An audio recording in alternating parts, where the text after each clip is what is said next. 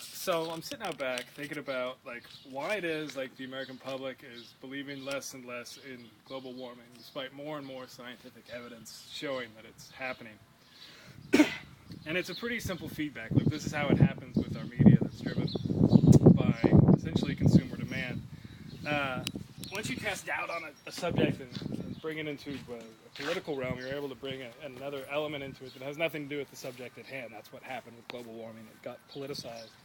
So then, after a certain point, stances on a certain fact become associated with a political leaning. So once it became associated with basically not Republican to believe in global warming and to accept the scientific evidence on its fact and continuing basis. It's beautiful out here, isn't it?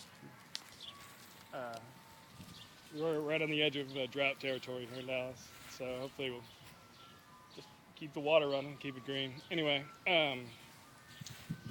so what happens in our media is that this idea is presented, once it gets associated, now as it's presented again and more evidence is presented, it becomes as if someone's presenting a partisan argument about the nature of what we need to do policy-wise.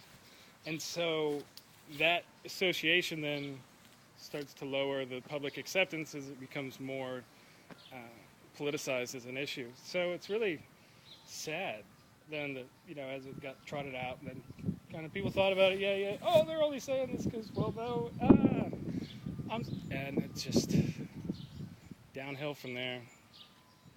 So that's why it's just once you can associate some sort of politicization, political leaning, I guess, with an idea or a phenomenon, actually in this case, then you don't have to necessarily disprove the phenomenon. You just have to attack the guilt by association, which is, by the way, a logical fallacy.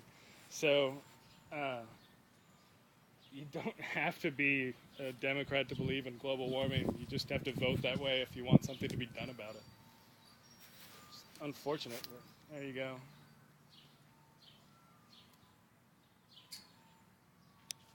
Gorgeous. Like my little thing.